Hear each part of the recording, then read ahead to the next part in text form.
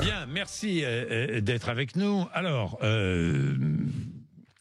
Benjamin Glaise, qu'est-ce que vous nous avez trouvé pour agiter notre débat entre Elisabeth Lévy et Jean-François Aquiline? Alors j'aimerais qu'on revienne sur quoi? Sur les propos de la chef de la police de Berlin qui conseille aux juifs et aux homosexuels d'être prudents dans certains quartiers, propos qui font énormément réagir. Barbara Slovic, c'est son nom, s'exprimait dans un journal local, le Berliner Zeitung, à la question: y a-t-il des zones interdites dans la capitale allemande? Elle répond que non. Cependant, précise-t-elle, il y a des zones, et nous devons être honnêtes à ce stade, dans lesquelles je conseillerais aux personnes qui portent une kippa ou qui sont ouvertement gays ou lesbiennes d'être plus prudentes. Quant à savoir qui représenterait un danger pour les juifs, la chef de la police berlinoise indique qu'elle ne veut diffamer aucun groupe de personnes. Malheureusement, dit-elle, certains quartiers sont habités par une majorité de personnes d'origine arabe qui ont également des sympathies pour les groupes terroristes, et l'antisémitisme s'y exprime ouvertement. Barbara Slovic ajoute: heureusement, les crimes violents contre le peuple juif sont rares, même si chaque crime est sans aucun doute un crime de trop. Et elle l'assure, Berlin n'est pas un cas unique, n'est pas une exception. Dans de nombreuses métropoles, il convient d'être vigilant dans certains lieux publics pour se protéger de toute délinquance. Elisabeth Lévy.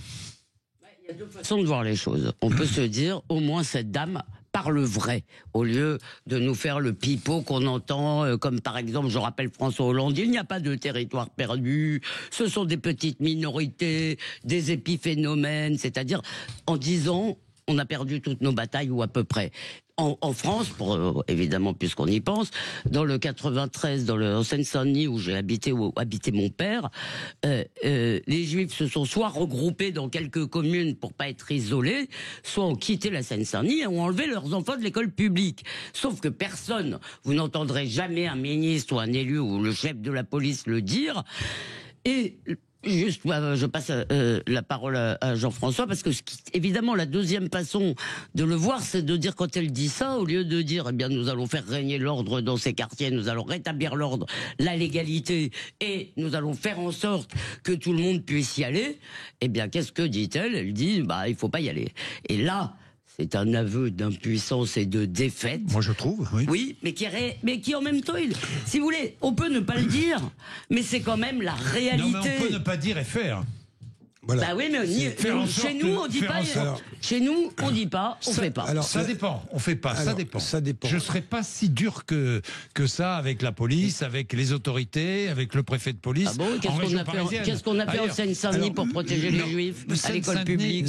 Oui, peut-être. N'en déplaise à Elisabeth Lévy, nous sommes face à un cas supplémentaire.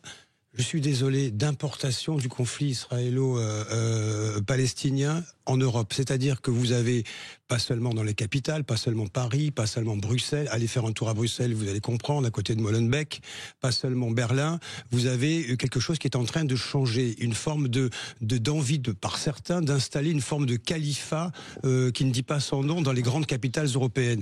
Et c'est vrai que c'est un parler vrai de sa part, et vous avez raison, Elisabeth Lévy, c'est aussi un aveu d'une immense défaite en termes de sécurité publique. Nous sommes, je suis désolé, au sein des 27 pays de l'Union, au sein de ces pays, nous sommes dans des démocraties parlementaires, nous sommes censés vivre ensemble, et je trouve que les citoyens, qu'ils soient juifs, qu'ils soient d'ailleurs musulmans aussi, qui sont eux-mêmes victimes de ce qui se passe avec l'islam radical, ils le sont eux aussi. Bon, alors excusez-moi de vous répondre quand même sur le conflit. Laissez-moi finir. Pardon. Je vais faire Elisabeth Lévy, laissez-moi finir ma phrase. Je vous laisse déjà la commencer, c'est pas mal. Excusez-moi.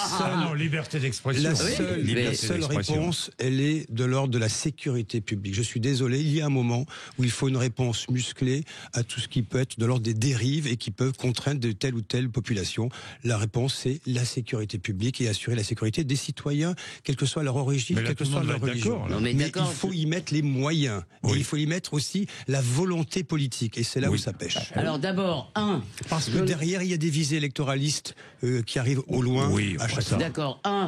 Si on a porté le conflit, excusez-moi, je ne vois pas comment, il y a 10 ans, déjà dans les territoires perdus de la République, des professeurs expliquaient qu'ils ne pouvaient pas enseigner l'histoire de la Shoah, qui, à mon avis, n'est pas liée au conflit. Je suis navré de vous dire, ça n'a pas attendu le conflit à Gaza, ni le 7 octobre. Les Juifs, et je vous le dis, je parle d'expérience, les Juifs ont enlevé leurs enfants de l'école publique parce qu'on leur a dit qu'on ne pouvait pas assurer leur sécurité. Deuxièmement, c'est pas seulement un problème de sécurité. Parce que, encore une fois, vous m'expliquez que c'est une petite minorité, que la majorité des musulmans n'ont aucun problème. Excusez-moi, les études prouvent le contraire. Toutes les études montrent que c'est une grosse minorité, d'accord? Et en conséquence de quoi, si le combat n'est pas idéologique et culturel, on ne va pas y arriver juste en mettant des flics et des baïonnettes. Je vais vous donner un chiffre quand même. Vous avez 10 millions de musulmans en France. Les services spécialisés de l'État qui s'occupent de ces affaires-là estiment à 2 millions sur 10 ceux qui sont radicalisés et estiment que les idées radicales sont en train d'essaimer sur l'ensemble de la population. Je vais vous offrir des études. Voilà. Bon, eh ben écoutez, il est 8h29.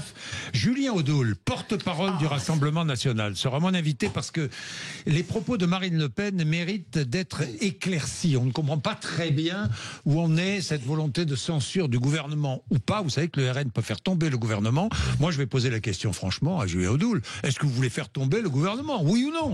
Au moins que les choses soient claires, au lieu de rester dans la brume politicienne. Il est 8h30, le rappel des titres de l'actualité avec vous, Maxime Trouleau.